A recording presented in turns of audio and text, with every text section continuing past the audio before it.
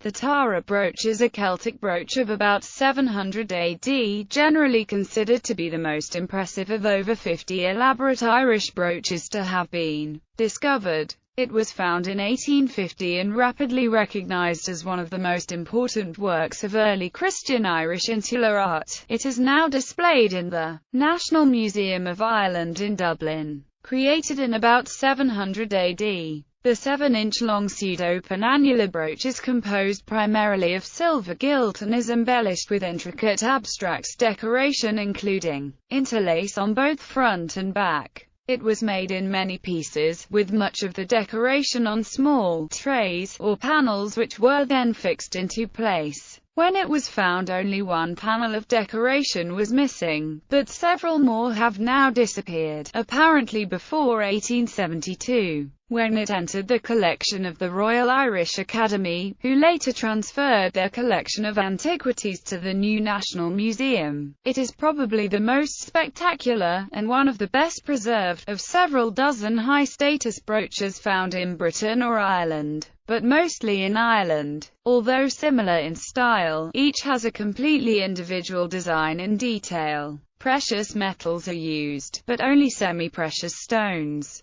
The design, the techniques of workmanship and the gold, silver, copper, amber and glass are all of high quality, and exemplify the advanced state of goldsmithing in Ireland in the 7th century. The brooch has a pseudo-open annular form. Like most brooches of the period, it contains neither Christian nor pagan religious motifs, and was made for a wealthy patron, almost certainly male, who wanted a personal expression of status. Discovery. Although the brooch is named after the hill of Tara, traditionally seen as the seat of the High Kings of Ireland, the Tara brooch has no connection to either the hill of Tara or the High Kings of Ireland. The brooch was supposedly found in August 1850 on the beach at Bettystown, near Laytown, County Meath, some 50 kilometres north of Dublin. The finder, a peasant woman, claimed to have found it in a box buried in the sand. Though many think it was in fact found inland, and she claimed it was found at the beach to avoid a legal claim by the landowner. It was sold to a dealer and then to the Dublin jeweller George Waterhouse, who was already producing Celtic Revival jewellery and who renamed it the Tara brooch to make it more appealing. Reception. In the 19th century,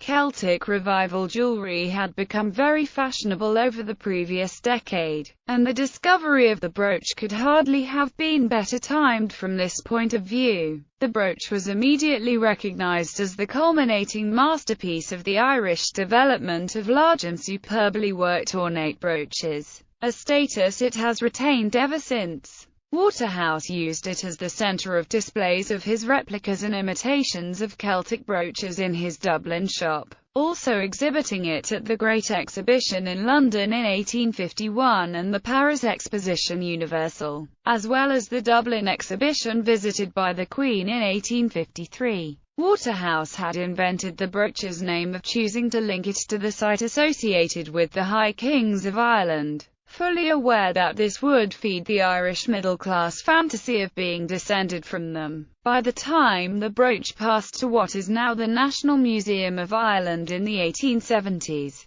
Tara brooch had become a generic term for Celtic Revival brooches, some of which were now being made by Indian workshops for export to Europe.